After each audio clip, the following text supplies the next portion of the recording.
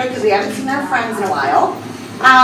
We're going to kind of just do a quick activity. I want you to look at the 4 emojis that are right here. We have a what emoji, a wow, a whoa, and a wee. And what I would like you to do is I want you to think about something you've done this summer that maybe fits one of these faces. So kind of think about something maybe that you've done. And then I want you to take turns at your table. You can say the prompt, like I'm doing the what prompt, or if you want to make the face, you're welcome to do that. And then go ahead and share your summer experience that kind of fits with that. So if you could take a few minutes to kind of at your table, which of those could you, what's a good experience?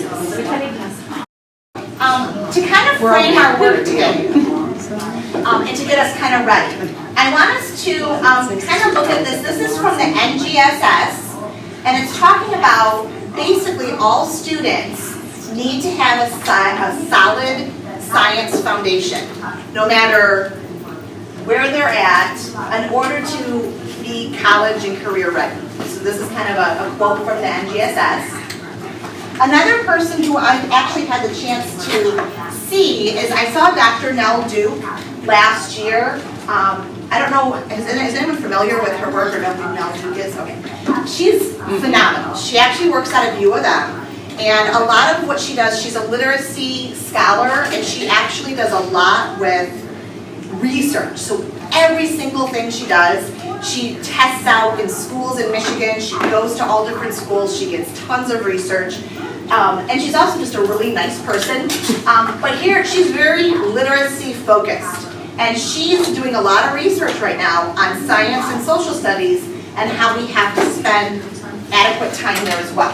So there's a short video I want to share with you. It's 30 minutes. We're watching like 4 to 5 of it. So if you're interested, if you want to watch more of it, you're welcome to YouTube it.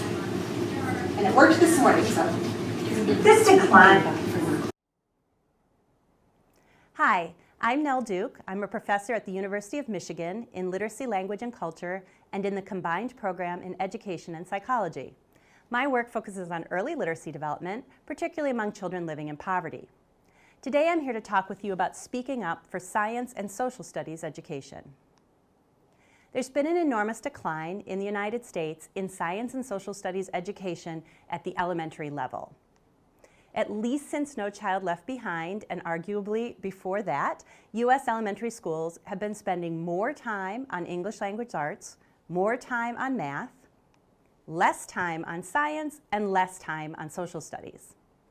These changes don't appear to be randomly distributed. Rather, it's children of poverty who are more likely to spend more time on math and on English language arts, and relatively less time on science and on social studies. This is problematic. If we think about what this means long term, it means that our citizens who are budding citizens, who are of lower socioeconomic status, are getting less opportunity to learn about things like how our government works, to learn about environmental science, to be able to process the kinds of information that one needs to recognize the environmental racism that occurs in our country.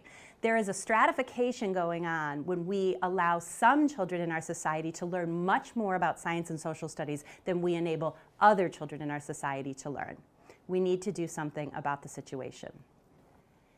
This decline in time spent on science and social studies education at the elementary level in the United States is going to be detrimental to science learning. We can assume that if less curricular time is devoted to science in the elementary grades, kids are going to have lower science achievement than they would. And in fact, there is some data from the National Assessment of Educational Progress, for example, that sees a relationship between the amount of time that's reported to be spent on science education and students' science achievement. We can make the same assumption about social studies. Kids will leave elementary school in the US knowing less about social studies, having fewer social studies process skills if they have spent their elementary career almost exclusively on English language arts and math to the exclusion of science and social studies. But I'm arguing that this decline of attention to science and social studies is also detrimental to literacy learning. That is, that literacy actually requires, in the long term, strong understanding, knowledge of the world, It requires students to know the things that authors assume they know. And so if we don't have that in place, we don't have all that vocabulary knowledge that goes with it in that place, if we haven't developed students' ability to read and write inside science and social studies disciplines, then we're actually going to have long-term pain. So it may seem like in the short term, we're going to raise literacy and math achievement by spending so much time on literacy and math, but in the long term, we're going to pay for the system that we've developed. So I'm a literacy scholar. My focus is on helping U.S. kids learn reading, writing, and other literacy skills, and I am asking the field to devote more time to science and social studies education at the elementary level. I'm going to offer 3 reasons why I'm making this plea, even as a literacy scholar. The first is that science and social studies knowledge, as I've already suggested, significantly affect reading and writing. The second is that science and social studies actually provide a very compelling context for literacy education. And the third argument I'm going to make is that reading and writing and other literacy practices are actually an integral part of the practice of science and social studies. And therefore, they're as much the clients of literacy education as they are benefiting from it. She then goes on, she actually talks a lot in this half hour about some different studies, but I wanted to kind of see what you're thinking about this. Is there anyone in here that has ever played cricket before? Okay, so how did you feel when you were reading that passage? Hopefully you were able to see it from a further distance. Was there anyone who felt like they didn't quite understand it? Sure, yeah. I know the first time I read it, I thought, oh, and then it just, to me, it was a big aha moment that, wow, that schema plays a big part in what we're doing. And so we're going to kind of talk today, what are some ways that we can do some integration? I know, this is my 21st year teaching, starting in the fall, and most of that was in the elementary classroom, and I feel, just in the last week or so, I've been at several PDs, and every place you go, they're saying, you need to spend this much time on this subject and this much time on that subject. And I'm a math major, and at the end of the day, it doesn't add up, right? Like, I was in the math expressions where I think he said 90 minutes at one point, and I almost chuckled because I thought, really? Like, how are we going to find 90 minutes? So we're going to kind of talk throughout the day about what is like the district expectation, what does NGSS suggest, what are some things we can do realistically, and also what can we integrate so that it's not just adding more on your plate, it's putting things more together. So our agenda today, our official agenda, and I try to have our, I'm sorry, push the button. There we go. This decline in time spent on science and social studies education at the elementary level in the United I do have the agenda up here in a shorter version because once I click from the slide, we're not going to see it. Basically, there's 2 sections for today. We're going to be looking at just kind of a review of the NGSS philosophy. I know many of you have shared that, I never got trained on NGSS. How many of you were trained? And usually it was by Jan Douglas. So I think there's probably a few of us. Yeah. And that was several years ago. But if you are new to the district, or you've changed grade levels, sometimes your grade level, like you might have been in one grade level when it was trained, when the other grade was trained, and then when you moved, it was vice versa. So we're going to kind of just, and that's not going to be a long review, so if you feel you need more, please contact me and say, do you have anything else? But we're going to kind of go through, it's a lot here, but we're just kind of going over kind of an overview of what the philosophy is, what it's saying. The bulk of our day today is to actually get into our units and to really look at those units. I want to share with you how they're set up so that you can navigate those okay. But then I want to give you time, because as a teacher, I appreciate that, getting in there, digging in, and then I'm here to answer any questions as you're muddling through. I will also apologize ahead of time because Kristen and I noticed that some of our links, and you'll kind of see when we get there, some of them needed to be shared differently. Bless you. And we didn't realize until after the fact. So if we come across that, please tell me so that I can fix them right here while we're together. I think we fixed them last week, so the guinea pig group was last week. Are there any questions on the agenda or anything that you're not sure about what we're doing? It's very informal today, so if you ever have a question, please feel free to just, you know, stop at any point, ask your question. Yeah. So are the units a lot different, or? They're not a lot different. Okay. They're a little, in fact, I think in second grade, it's probably more consistent than other grades. Overall, to let you know, like there's a matter unit, there is a plants unit, and then there's an earth diversity unit, which is kind of like the land and sea. So for second grade, it's not a huge change. Other grades have a solar. Are we getting ECA kits anymore, or no? No, you are getting a kit, but it's from our district. That we keep, or? Yeah, you keep the whole year. No solar system. Nope, the solar system is now in first grade and fourth grade. I know, that's always hard for me too. Like I know when I was in third grade, we was in rocks and minerals, and I think that was moving, and I was like, So it's just those three? just those three. Now there is a mini unit, but that's kind of like the science processing. It's not a real long unit. It's Yeah. kind of getting them ready. Gotcha. So just second grade's just 3 units. So that's kind of mini unit? I mean, it makes sense when trimester is last. I know, right? So, we're gonna kind of look at this NGSS, for those of you that haven't been trained, and for those of you that kind of need a refresher. Basically, the next generation science standards are what we have been trying to follow and get some training in. And I want to kind of show you a page that kind of gives you a little bit more information about it.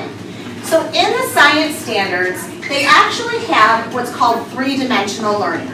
And in this, they have the science and engineering practices, disciplinary core ideas, and cross-cutting concepts. And those three are kind of interwoven, which is why you see like that braided rope. And when I click on this, I know I'll see something. I was in the training, I was third grade when Jan was training us. And this is something similar to what she was sharing with us, where we saw these big three like rectangles. And basically, the engineering practices are kind of like practices that are interwoven in everything you do. For example, making a claim about a solution. Well, they're going to do that all year in all science. The orange is kind of that content-specific stuff. That's your weather, that's your climate. This is not second grade, so don't like look at that and go, you just said. This is a different grade, I believe it's third. Yeah, it's third. So the orange part, this is kind of like those are your core content areas. And then the concepts are things that kind of go over. And what I like about the concepts is that one of them is looking at patterns. One of them is cause and effect. Well, I know from being on ELA, we do cause and effect when we're looking at nonfiction. So a lot of these cross-cutting concepts are things that sometimes you can apply in other disciplines. It's not, cause and effect happens in social studies, it happens in math, it happens in reading. So the kind of the science part, those disciplines are in the orange.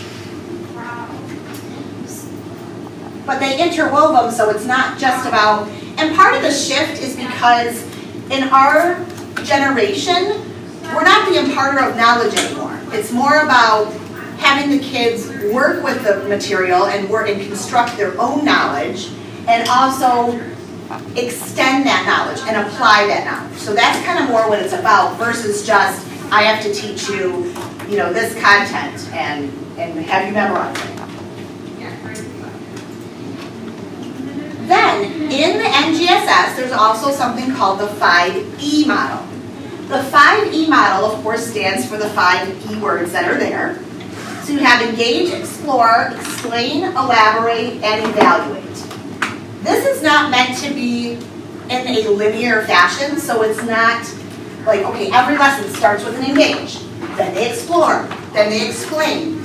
In our lessons, and you will see this when we jump in, you kind of go all over, meaning usually the first lesson tends to be engaged because we're starting.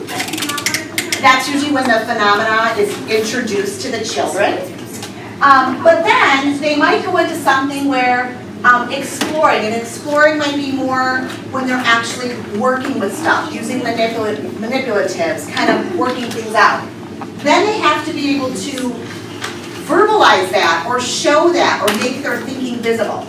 And elaborate is when they're extending it out to maybe a different situation. And then evaluation is kind of where you're looking at that assessment piece or that formative assessment piece. But this is the structure. This is kind of that structure. And in our lessons, Kristen and I, on the left-hand side, when we get in there, I'll show you, we say which E it is. We'll say this is an explore lesson, this is an explain lesson, this is an evaluation lesson. Very few times there's both, just because of time in the lesson, but sometimes it might have both if it's that type of a lesson. So we wanted to make sure you knew what you were going to see. To kind of take this a little bit further, you can kind of see that engage is where you're kind of, it's that anticipatory set. It's kind of making that connection. Then exploring is when they're testing things out. They're in there constructing their knowledge. Evaluation, sometimes they might be self-evaluating. They might be reflecting on something. Elaborating, where you're applying. And then explain, of course, is having them try to explain the learning that's kind of taking place. What questions do you have so far? I want to make sure we're not going too quickly. So for those of you that had this before, it might be a little bit familiar. So these are those 3 threads again that were kind of interwoven earlier. So if you think of the science and engineering practices as what students are doing, that's the actual what they're doing. And some questions you could think about, I'll kind of bring these up here, is what do you wonder? What do you think? How do you investigate? How do you know? Then for the disciplinary core ideas, that's what they know. That's what they're figuring out. So what's happening? What's the problem? And then the cross-cutting concepts is how does it work? What are you noticing? What's happening? So this is kind of looking at the do, the know, and the think. And that's why they've kind of interwoven them together to kind of strengthen that part there. A big component in the next generation science standards is to really have them extend their thinking by making that thinking more visible. And to do that, one of the ways they do that is in something called productive talk. We've been doing this, I think we did a little bit of productive talk. I know there was a handful of PD offered last year, but it was more like at different workshops, like the CPI training. So not everyone has gotten some of the training. So in the fall, one of the things we're going to do is kind of build our capacity a little bit with some productive talk structures and some way to do this. One of the things that you'll kind of see here is you have some students kind of talking in like a little circle. But a lot of it too is looking at having those kids kind of think out loud. And maybe it's with a partner. Maybe it's in a small group. Maybe it's something in a structure that you are kind of bringing to the classroom. One of the things too that's really good here is to have talking stems. And I think I have a page that's coming up here that we will look at. And the talking stems kind of it gives all students a little bit more of an entry point where they're doing things like, well, I think blank because, or I observed, I predict. In our units, there is going to be a mini unit. And in the mini unit, that is like a little kind of 2-week unit that comes before we get started. And in that, they are practicing this. There is a whole lesson on talking stems. And in fact, they even have talking stems that we're going to be actually gluing into their notebook. So it's good to have some of these up kind of around the room, but it also gives them a chance to practice in there. And the kids really do need to practice this, and this is something, yeah. I'm sorry, I didn't mean to interrupt. No, anytime. You said gluing in a notebook. Is that going to be like an interactive notebook? Is that the... It is, and it's one that we're going to provide. I'm actually providing that for you today so that you can get your teacher one started. And then the district is providing that for the students. So the students will get a composition notebook. Because in that mini unit, we're going to actually go in and we have things you can tape in there, like or glue in there, like there's a table of contents. So that way it kind of gets you started so that they can start this process. Great question. So They're in the process of it. I would just suggest making it a color. Oh, okay. Some of us have already asked for notebooks and they're all black or, you know. Okay, so that would be a little different. So maybe say blue or purple or yellow, whatever it What is. I will would be do is helpful. I will make a note of that so that I can ask. So I want to make sure I don't want to forget to ask that. Because we have already asked. This is another example of modeling. So productive talk is kind of one way to make their thinking visible. Another is modeling. And what I like about this is, most of you know I'm an extrovert, but my goddaughter, who's a senior this year too, so is my daughter, she is an introvert. She's extremely intelligent. When you do productive talk, she's extremely uncomfortable because she doesn't like that. She doesn't want to have to talk. So she's somebody who could model, and she could do this really, really well. Now, she still needs to be able to have a little comfort of sharing that model, but it's good to give them different things when you're assessing. It's good to give them some talking ideas. It's good to do some models. And in the unit, we provide these opportunities for you. We'll say, hey, this might be a good formative assessment, or have them draw a model of X, Y, and Z. Take a look, these are the things you're looking for. At the end of our units, you are not going to have like a big 3-page science test. Each unit that we have has 3 learning sets. So if you think of them like, I guess, chapters, and at the end of each of those learning sets, there will be a performance expectation or a performance assessment. And I know sometimes when you hear that, you think, oh my gosh, this big project. It's not, some of it's just making a model of something. And then we give you a rubric, if you want to use it, where you're looking for, okay, what am I looking for in this model? And you can look at those checkpoints and kind of see, are they getting it? Do they need more information? I just think there's some leeway as to when you have to teach each unit. Right now, we're having it all the same time for this year while we're looking at it. However, part of that too is we've had a lot of movement with kids, and you have overage here and overage there. And what's happening is a kid will go to one school and get a unit, go to another school, and then they're getting the same unit again. And so we're trying to eliminate that. And also just for PLC purposes, when we get together and we're having you guys talk, it's good to all be on the same page. In the past, we couldn't, because in the past, we were given these A kits, and you had to do, when that kit came, you had to do it. So you are going to be getting a big bin like this. And this one's empty. And in it, it's going to have the information for all of your units. I think they're getting like bags. So there'll be like a big giant like bag for unit 1, a big bag for unit 2, a big bag for unit 3, all in here. Per teacher or Per teacher.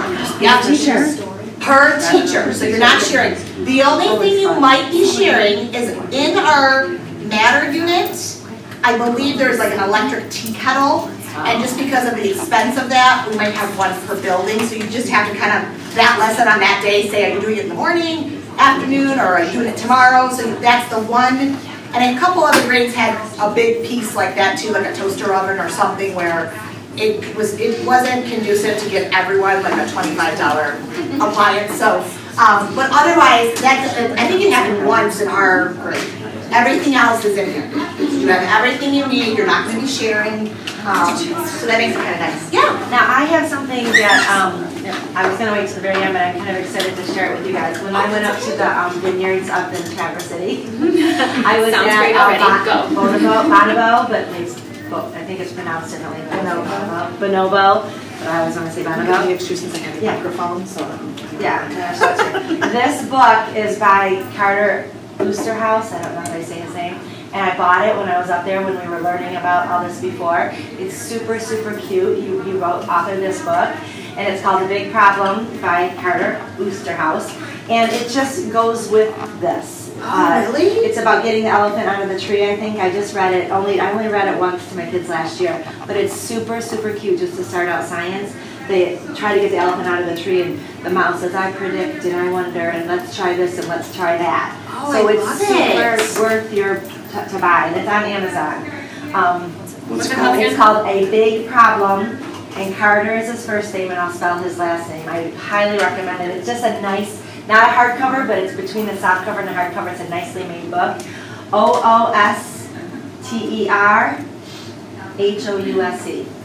Booster House. I'll get that from you guys later, so I want to get that. And it's super cool. He's a famous guy. He's a property brother. Yeah, because he's a property brother. So He's a prophet, he's And the second thing I saw is if anyone does Mystery Science with Doug, their email came out and it said, on August 11th, we'll release a new 30-minute lesson about how scientists and engineers do their work. This will set the foundation for a year of scientific inquiry and curiosity. We want to save you time and help inspire your students. So I like how I didn't see it or watch it, but I like how they talked about the engineering. Yeah, That it is kind of great. opens it up because it's a total different way of teaching. It really is. Thank you so much So for sharing that. seriously, if you Yeah, I wanna go look at that. I do. It's at my school. I have it. If you wanna, Okay. see it, Eric said that. Yeah, I would love to. Yeah. And while we're on the subject of books, Kristen and I were really good about, if there was a book in there, we tried to get it for you, either physically or electronically. A lot of them, some of them we had to find electronically because they might be out of print, or at the end of the day, they start to look at the materials you're buying, and we have to look at the amount we're spending. So we try to always provide that for you in some form. I know that Tanya said there is going to be $100 per classroom of extra science books that the science committee, I think, is going to look at books and such as something like that. So I think, I'm not sure, we haven't gotten leeway as to how that's going to be purchased or how that's going to work, but it's kind of, in these cases, where you see a book that's perfect for your grade level, that we can say, hey, let's purchase that for everybody. And this So, definitely would be K through Okay. third. that's I mean, great. it's a little immature for third grade, that's it. But still, it has the same, it has the. I've not seen a book like this. Thank you so much for sharing. That's perfect. Those are the kind of things you need to do. Then we have the clues chart. The clues chart I have in here is over here posted. The clues chart is basically a chart that's helping us to make our thinking visible. Now, over here is the one that was given by the district. And what the clues stand for is you have K standing for what do we think we know. L is what are we learning? What is our evidence? What are we wondering? And what science words and principles are kind of helping us to explain? Now, it is okay if you're not, but is there anyone who's been able to use this and is using this in science now? Like I said, it's okay if you're not. Our goal is to try to integrate this into all of our units, and Kristen and I did that. We've done that K-5. It's going to be an expectation that we are using some sort of a clues chart so that we're recording our thinking. Now, this is once again not linear. So a lot of times what we did is those learning sets I mentioned, each learning set has a question, and we give it to you. So you get to that learning set 1, you write that question up here on the top. And I'll kind of do that when we go to practice it, I'll show it to you. Then, that's where you kind of think of our KWL of the past.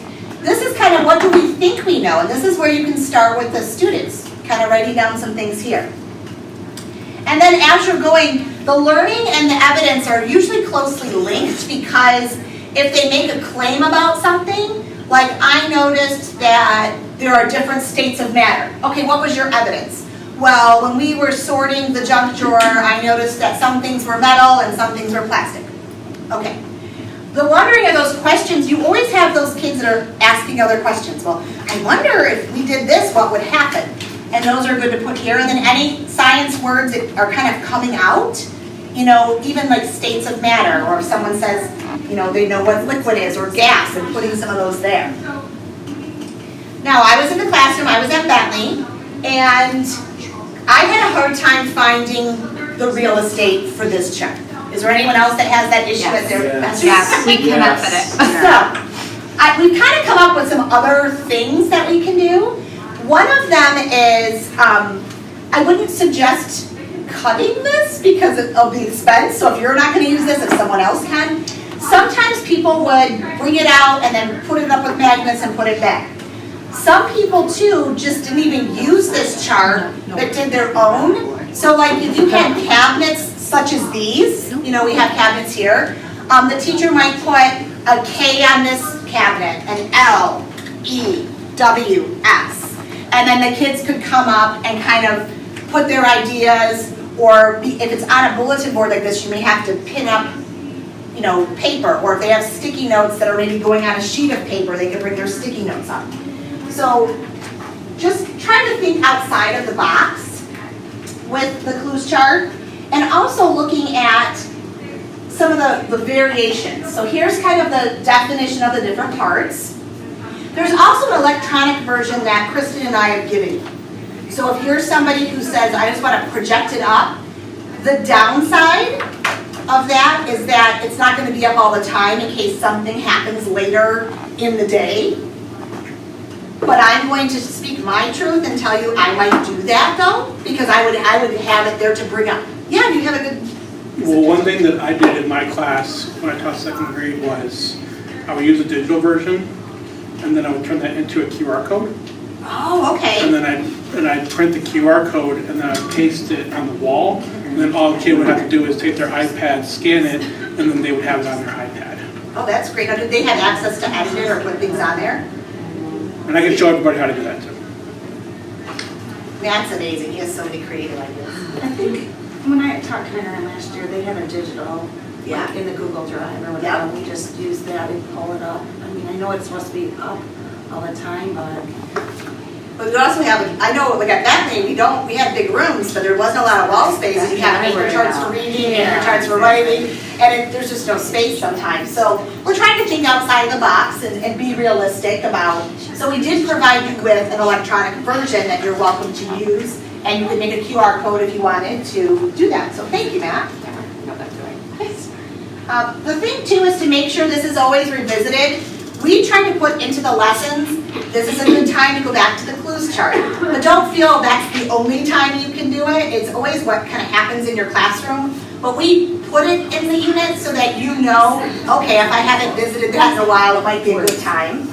Another thing too is I worked with some teachers at Miller last year that they were thinking, and it was a good thought, why not use this for other contents?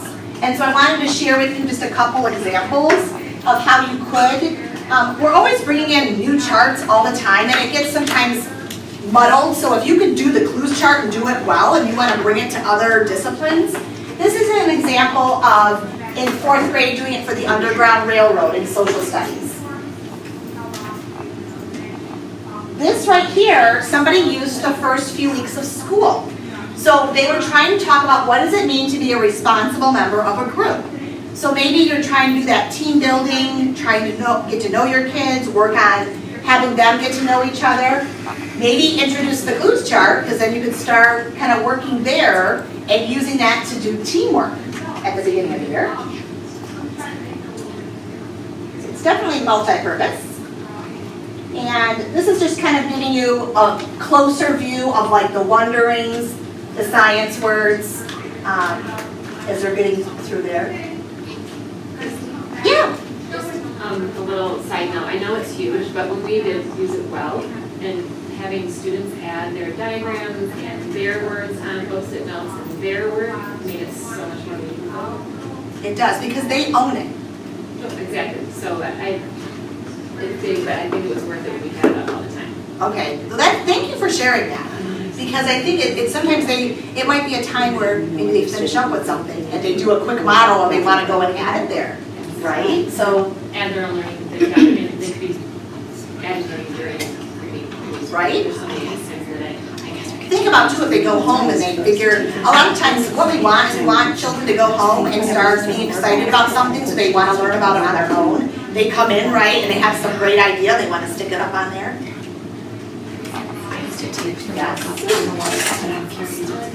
So, before we go on, I have a little giveaway. So people that come to my workshops, I try to give something away at every time because I know what it's like to be in the classroom and you're always pulled and you're always working, and this is kind of my little thank you. I wish I could do it for everyone, but I just got the idea last week. So what I did is I went through and I actually made a different kind of a clues chart where I took each page. So I have one that has the K, one that has the L. So if you are somebody who doesn't have a lot of space or you don't have that and you want to take this and maybe put it on a wall, I did laminate it. I have a little laminator at home that I bought. It's just 8.5 by 11, so it's not really awesome. But I did make one. I am not offended in the least if you want to do electronic, or if you don't like this, just if you do win this, maybe give it to someone else if you don't want it. And if you think it's ugly, that's okay, because it was like a last minute, I'm like, oh, I think I'm gonna do this. I tried to make it like the different colors of the rainbow, like I started with a red, then I did an orange, so I kind of did some Roy-G Biv.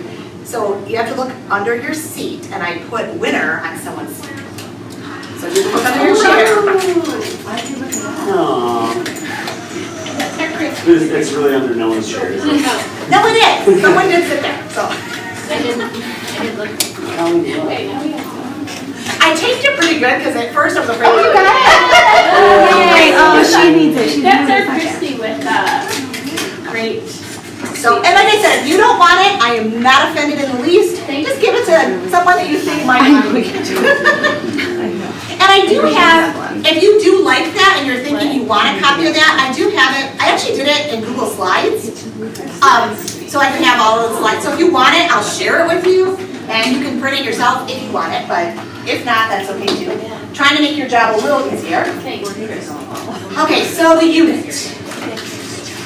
In the unit, I want to just go through how it's set up, and then we're going to set up our own science notebook. And I did that because I think it's good as a teacher to have your own when you're using it to model for them. And this way you can get it started so that when you're working with the kids, you can help with the cutting and all of that other fun stuff that we know we might need to work on. And as I'm saying that, I realized, I don't know that I brought my scissors in, but I guess I'm so happy. A unit at a glance. Like I said, there's 3 main units. There is a mini unit. The mini unit, just to let you know, doesn't really follow this structure. Being transparent, it was given to us, Kristen and I got together for not even 2 full weeks this summer. And we were given the mini unit like the 2nd week from another district. So the mini unit, we didn't doctor a lot, we cleaned up a little bit, but it's not going to have the same structure. But when you see it, it's very Rubicon-esque, so it's very easy to follow.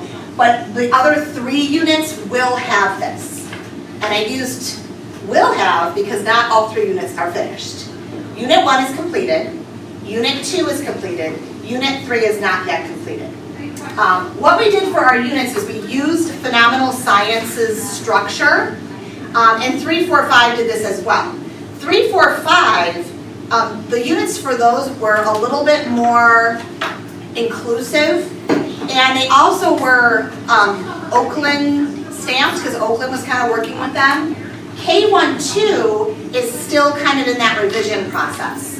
So the Phenomenal Science that we were basing this on, although it's great, there were a lot of revisions. So the first unit had a lot in there. It wasn't as much that we had to do some changes.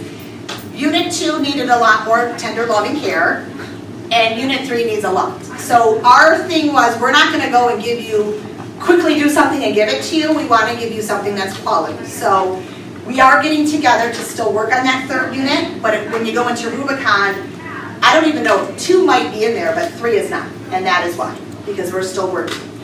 Tanya also wanted me to let you know, she's our curriculum coordinator, that this is like a pilot year, meaning we're going to have issues. Things are going to come up. We need your input, and there is a place at the end I'll show you where you can give us your voice, or even just contact me and let me know, hey, is there any consideration in maybe changing this around, or this lesson worked really well, or this lesson did not, and here's why. We need those. Or if you have a great idea, you know, some of you have already shared, like I found this awesome book that goes with this lesson, we might want to share this out to everybody. So just those kind of housekeeping things. We did color code everything, so everything has like a driving unit question. In the 2nd grade, there's not one phenomena for the entire unit. There are the 3 separate for the learning set. So you may not see something there, but we color code them by learning set. So the learning set 1, all of the beginning stuff's in pink.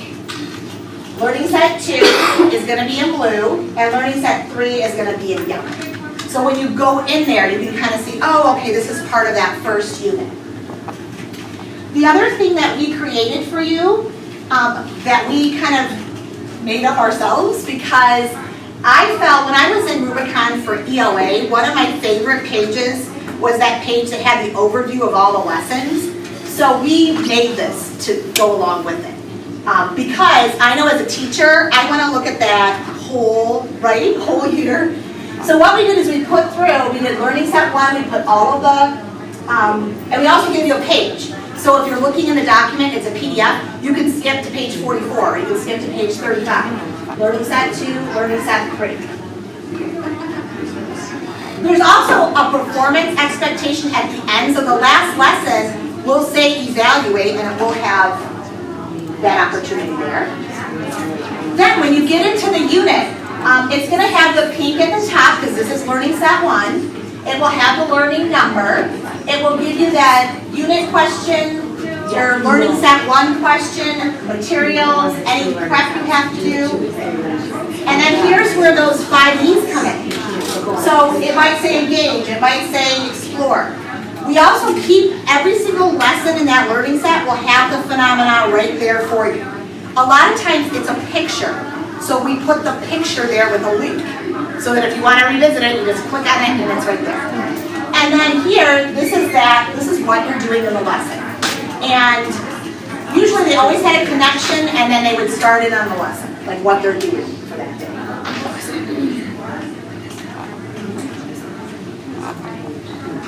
So I'm going to go back just one. Is there any questions on the structure of what the lessons are going to look like? What I'd like to do is I wanted to give you the first couple lessons of the mini unit. So the mini unit, when we go into Rubicon, I'll show you, is kind of like those science processing skills where day 1 you're setting up your notebook. So that's what when I say mini unit, that's what you're doing. All of that kind of organizational setup stuff that you have to do anyway. So like that first day is setting up your notebook. So what I think I'm going to do is pass out that lesson. It's actually lesson 1 on the front and lesson 2 on the back. And that way I'm going to pass it out here. And then I'll come around and give you guys the notebooks. Your brain. And these ones are also just back. You can kind of look at what zone you kind of want to go in. If you want to work collaboratively together, if you want me to guide you, if you want to go by yourself. I didn't really know go in there. Deb might be in there, but share right, she's fine. She is. So we're kind of at this. Everything is open. So I want to show you, remind you how to get on. If for some reason you are not able to get on, please let us know. This is a fine way to help you. Just so you know, my easiest way to get on is if you don't, I have a bookmark, but if you don't have a bookmark, probably the easiest way to get on is just put PCCS in your Google, and then you can go to the Swim and Camp website. So once you're there, go to staff. Hover over staff. Staff is going to give you all the stuff for staff, including MyStar, including NWA. So go ahead and have it right over here on the right-hand side. And while you're doing that, I'm going to get cover. So if I hover over the icon and the title, and I click it, I can get into Rubicon. I know. If you bookmark it, you can get there quicker, but I just wanted to show you so that you can see it. Now, I've been logging so much lately that it just automatically logs in. For you, it's probably going to say, is this your email, is this your password? I won't go.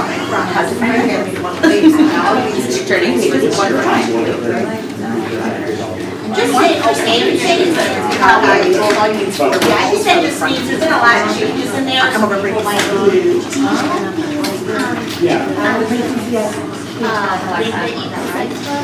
Yeah, we have actually right there. We have two places. Now, how many of you when you get there say, mine doesn't look like that? That's what it's right. And that's okay. And the reason why is, if I go to the home, this is my it's like this is what the bulletin board because it's on a so my bulletin board is going to look different than yours. you are interested in getting sheets might make them so there's a fit. And the reason why I'm getting this weight is because then I can just flip and go. And like I said, Kristen knows it. She's so smart. And what's nice about your board is that it's not like a real piece of paper. And she said, If changes were made to that to both both places. places. So if you want to just print out, some people said, no, I So want to what print I out have the here is resources, I so I have can see what's reading. there. I have But then other people said, no, when I'm in the lesson, lesson, I want to put that in here. And resources So is part one of of that's the things because I at the was bottom. working on it. Right. Actually, I also have writing for 3, 4, 5. I'll show you. I need to report with all Sections, like three. one of them, and I'm not sure if you have. If you do want some help with that while we're working, One of them's the pull me over. I will And help then you in the lesson, your dashboard. It is so they're colored, easy. they're highlighted, and yeah. Okay. So, how do you get to the units? Always go to browse. You're And welcome. browse is gonna be like your flow, if you don't have the words. And you can do quick find. And I always go to unit calendars, because I feel like the unit It does. calendar. I know mine does that. Whole year view, and I just like that aesthetically. I can show you. Like different. Don't worry. Here's where I'm going to put some filters in to get there. Yeah. I sure can.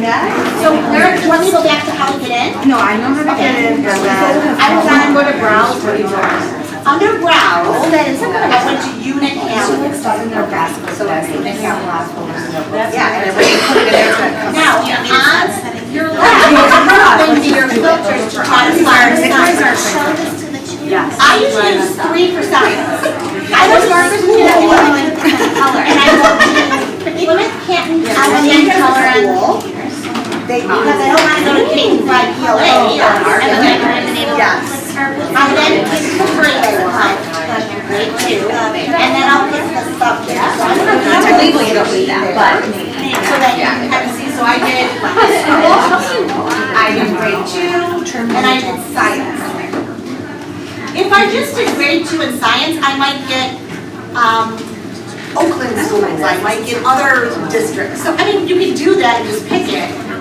I just like to be able to work, given the permission to just print you the. And then you have to pick browse, so those are my filters. Oh, I wish they did. And I know, Because I like, to me, I'm a very tech person, but I like to have. so it's it, but if So, now you're welcome to print it. I did print, science. like I said, the first 2 lessons here, I think there's 9 lessons in the mini unit, and it's all this kind of stuff, like setting the notebook up, thinking like a scientist, what is a scientist, drawing a picture of a scientist, so it's all those Now, kind of. everything right now is pretty much so cute in those little trimesters. So I did make you the first, reality, like, this is the resource packet for the mini unit. I think you're supposed to And have like. I'm giving you like the first few pages, so you kind of have a. And I'm telling you this, I the haven't done entire this packet is matter in here, unit this is and just the a early taste. events diversity unit. The matter unit is the largest unit. I don't think you're gonna get a question that first time, that is okay. I think the reality, like, because you're doing a mini unit, you've got EAS, I mean, let's take, that's what that is. So we're probably not gonna get a packet for the. So, report card, right? What I do in the report card. On the report card, what you can do is you will have at least one learning set done. Excellent. So you have, and you've done little formative stuff, so you could give them some kind of a number based on what you've already done. I will also let you know that 3, 4, 5 does not yet have a mini unit, just like you've done before, where you have them more earlier. So But I don't want K1 you to stress by the time and grades have a mini say, unit. I have done by the end of the one, and trimester, talk about not way way behind. Do not, just because we feel that it's good to have. You said matter of We all, names, but I our heard notebook the shortest. K-5. I know, Okay. I don't know if because they went in and put the mini unit and made it look shorter. Okay. And I think they told us to try to put it into each trimester. I just know that I see, when we were writing it was the longest unit. Now, on the report card, I know they're making a lot of changes in other places. Like, that's never gonna get longer. And the social science. Well, or grade we've done so far, like you might say, well, so far, this year's gonna be one of those, right? Okay. Off years. And that's because, and this is also our first year, so it's better about, I think they're gonna keep it and not have to, like, part of it, change it, because it's for second grade, social studies. Well, the reason I'm pausing is, So, but the how and the water one are, yes, and I wasn't on that committee. That's fine, we're not gonna blame you. So I think it's gonna go 4, 3, 2, 1. This is gonna be all round four. Above and beyond that. And then we also bring in like weathering and I asked Rhonda yesterday, and she said, well, I think it's the bus this year. And I said, well, but I said, so I just wanna let you know, it might be 3, I'm not sure. It absolutely. No, they are gonna pull it, it's gonna have these breakdowns on it that takes, I don't know why they did that for each forward. Right? Yeah, it's our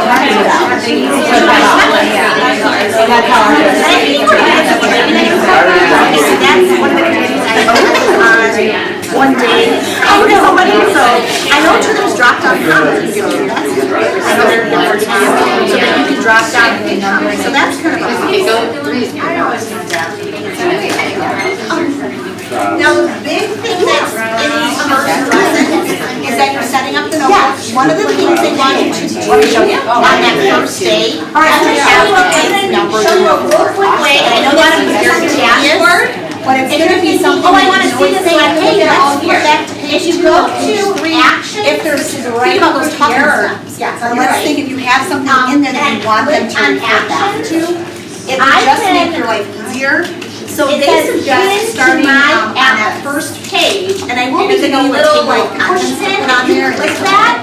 When you go in, and then the actions on the right, you'll have all the odd numbers on the left. Whatever's up on that page, and they suggest going to just 30, but I think you make it. Now, what it means is lots of things on there, you may have to scroll by. But I would have them that first day just get out their marker and start. People teaching combinations is great too, because they can put road phrases next to each other, and it makes it easy to.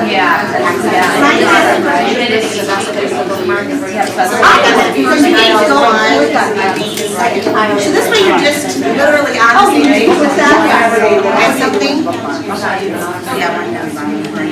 Because even in 3rd grade, I've seen kids that when you put something in your interactive, whatever you want to call it, you go to the middle, it's scary. And you're like, no, but that's me. So I'll kind of show you. I know, I don't know. And then it's going to show you in the back, and then we'll kind of look at these. So I think they were. I know. So, thinking and acting, these are the units on the left. So if you can, if I click on that first unit, you know, number that, and then you can say, look on page 3, look on page 2, look on page 4. Under lesson sequence, you're going to see second grade science notebook mini lesson for Atlas. Whatever. Second mini full resource packet. And like I was telling another group, Chris and I do this 2 ways. I think second grade a packet with all of the resources, but then in the lesson, and I'll show you this after break, in the lesson, we also gave, that's why it's an entire lesson, not just like you say, oh, I just want to go to the table of contents. The other thing I was going to tell you is a table of contents, so that you want to get on that first page with a different one. So those are the 2 that you're going to like. And when I go up here, I can just click on this, and I can go to the next unit. The matter unit also has, they have more standards because I just wanted to come in. Under the lesson sequence, you've got the resource packet, so I'm going to have to kind of turn it to fit. So I'm going to give you a 10-minute, 11-minute break. You're welcome to have your drink. So here's the table of contents, and then we'll come back open and there to 10, so that I can kind of show you what the lesson looks like, and then we'll start diving into it. And you're welcome.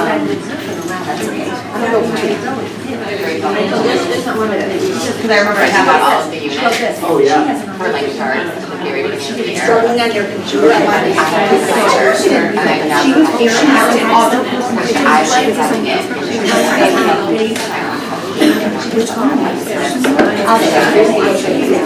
No, I don't feel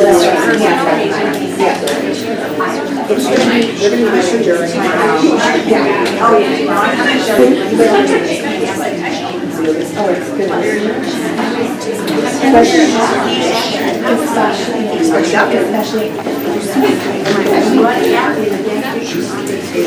I wanted to just kind of show you that I passed out first unit, Oh, no, I'm around. the mini unit is kind of on the flash because we kind of looked at that before. I just want to show you again, kind of where to find it.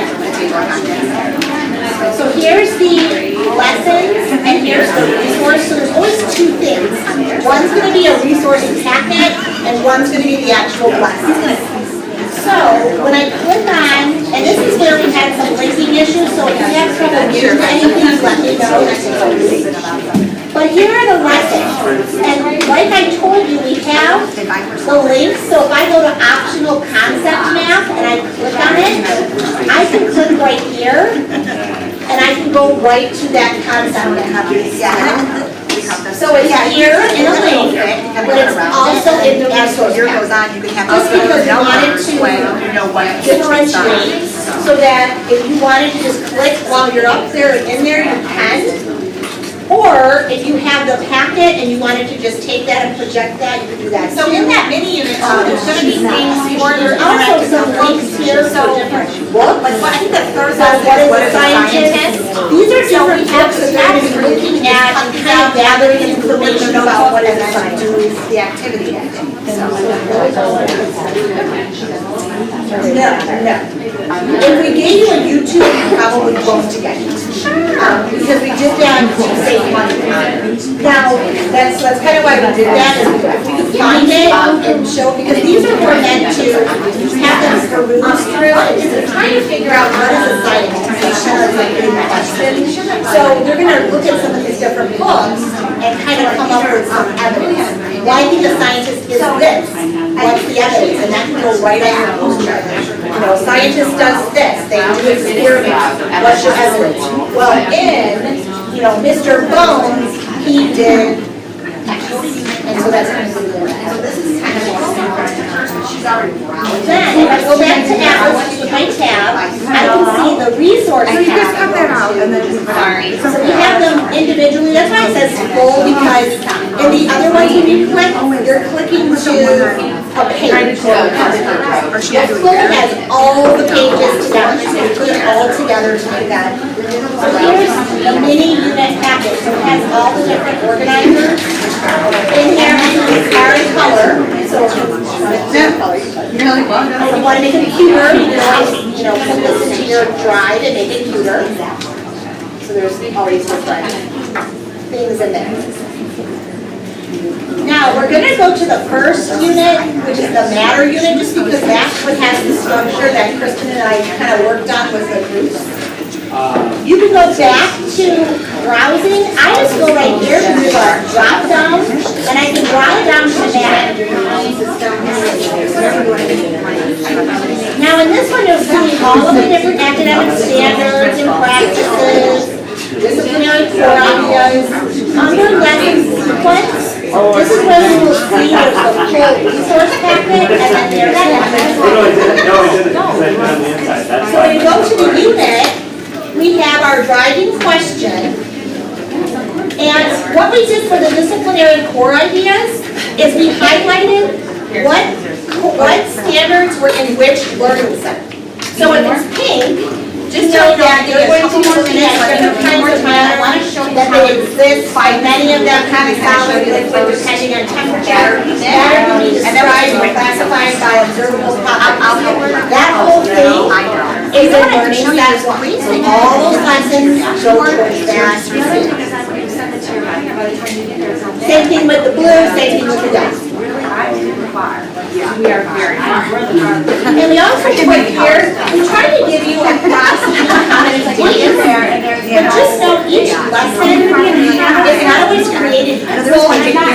Some lessons should, you are not, trust me, but I have a lessons to recess and I have to walk my trip too bad. So it really depends on your plans, it depends on your schedule, so know your schedule, because I can see different. We try to be as approximate as we can. It does not. No, it doesn't. Trust me.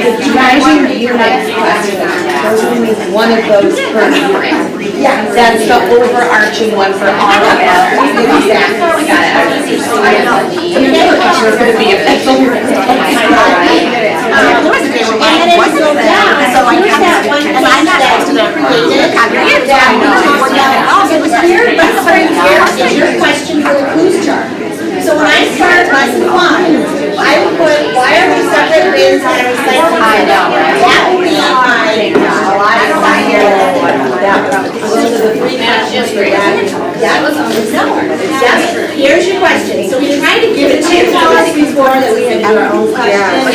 and it should come from the superintendent. Yeah, you're like, no. So we were like, Everybody out. yeah, so we gave you your question, and the phenomena is related to that, so that's what the whole thing is.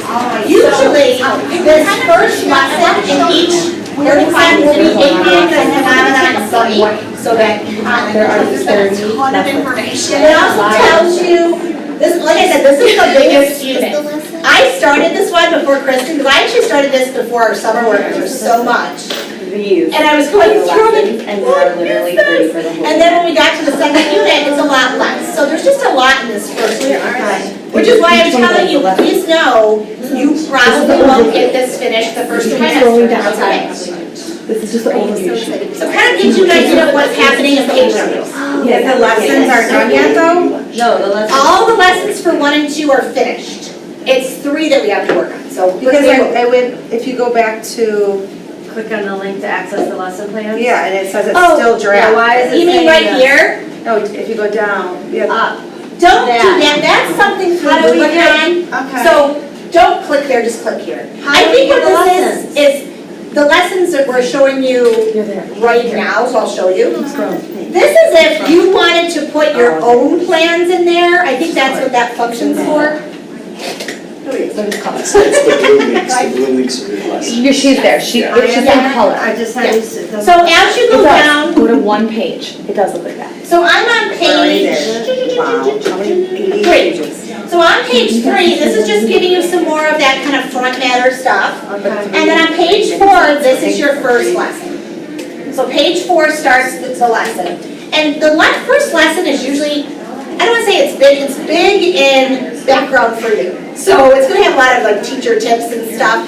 I'm just trying to give you ideas. So this first lesson This does not matter.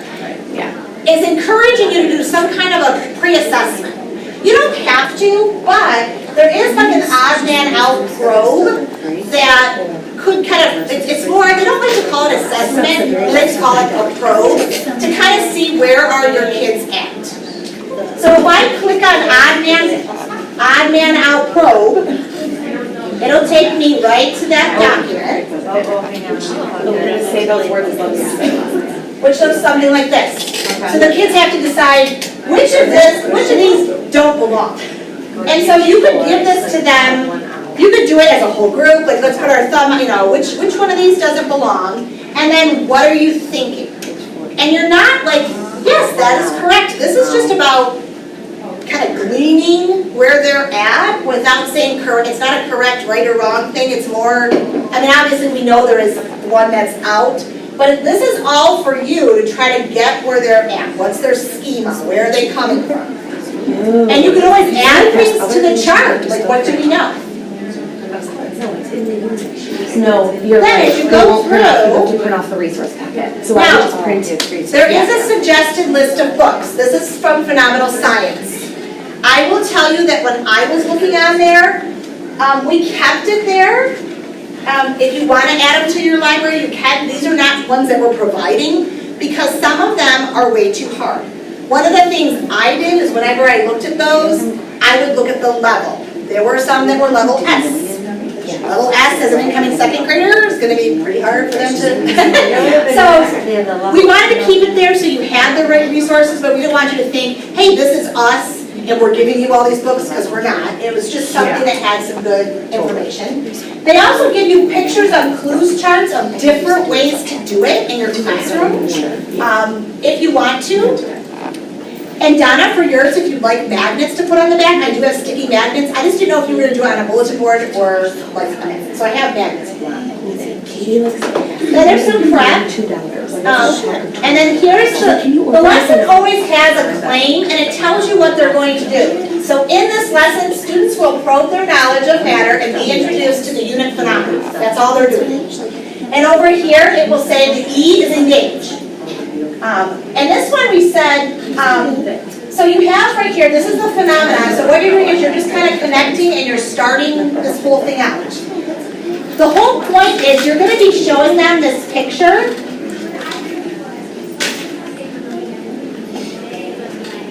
And you're just going to ask them, okay, this is a picture at a recycling center. Why are there different colored bins? So your phenomena is just something that happens in their natural world. And you want to get their ideas about it.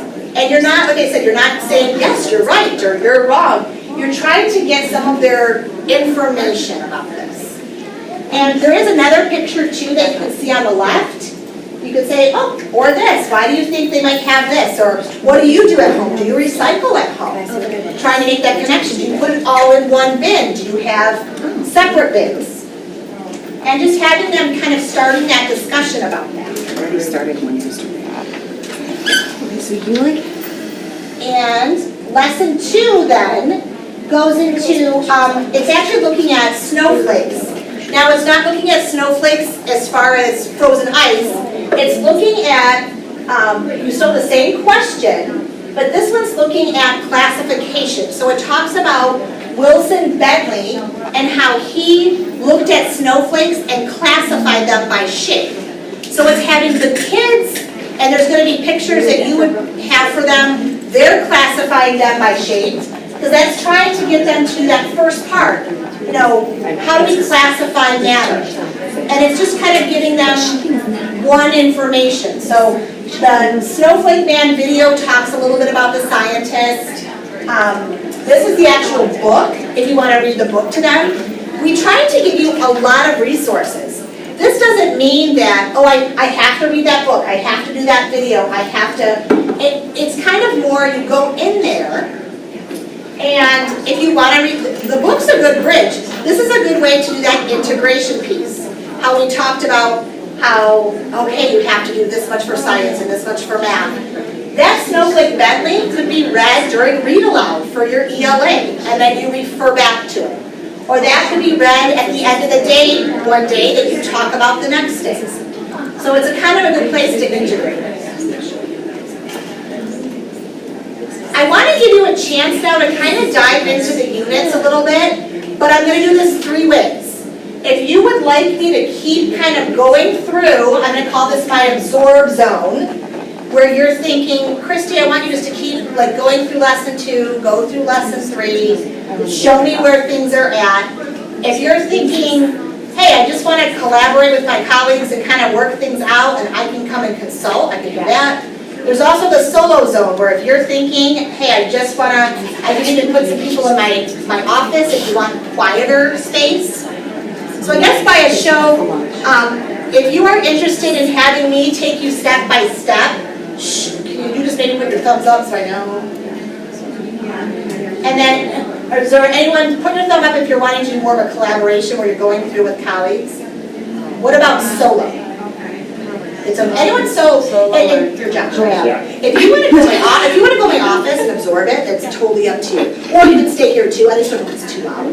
So, or if you have headphones. No, if you have headphones, plug your headphones in. Donna, what I can do is I can kind of work this. That's okay. And then we're just kind of we'll do a collaboration. I'm going to be at this table, kind of going through some of the absorbs so that I'm not making too much noise. If you have questions, please ask as you're going through.